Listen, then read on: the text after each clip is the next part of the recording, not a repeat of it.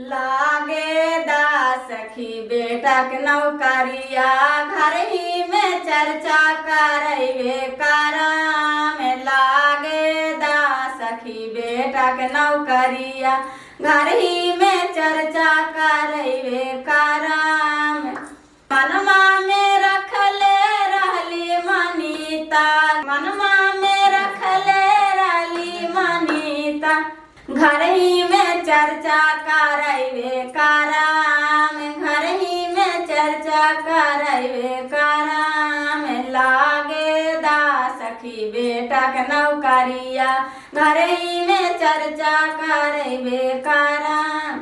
भोला बाबा के बोलैबे कराम, गौरी मैया के बोलैबे कराम। भोला बाबा के बोलैबे कराम, गौरी मैया के बोलैबे कराम। लागे दा सखी बेटा के नौकरिया घर ही में चर्चा करैबे कराम। लागे दा सखी बेटा के नौकरिया घर ही में चर्चा करैबे कराम। साहब भैया के बोलैबे कराम, अरे नीलम दीदी के बोलैबे कराम। साहब भैया के बोलैबे कराम, अरे नीलम दीदी के बोलैबे कराम। लागे दा सखी बेटा के नौकरिया घर ही में चर्चा करैबे कराम। लागे दा सखी बेटा के नौकरिया घर ही में चर्चा करैबे कराम। सब गुरु भैया के बोलैबे कराम, शिष्या बहिना के बोलैबे कराम। सब गुरु भैया के बोलैबे कराम, सब शिष्या बहिना के बोलैबे कराम। लागे दा सखी बेटा के नौकरिया घर ही में चर्चा करैबे कराम।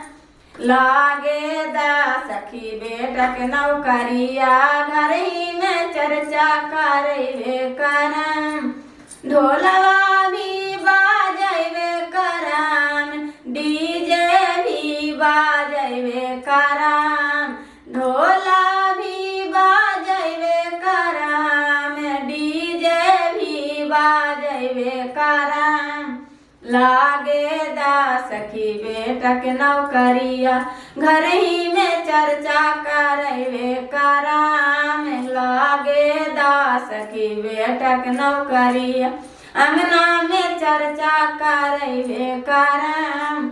दाया गुरु से मंगवे कराम, दाया गुरु से मंगवे कराम, गुरु के चर्चा करबे कराम। दाया गुरु से मंगवे कराम, अरे गुरु के चर्चा करबे कराम। लागे दा सखी बेटा के नौकरिया घर ही में चर्चा करैबे कराम। लागे दा सखी बेटा के नौकरिया घर ही में चर्चा करैबे कराम।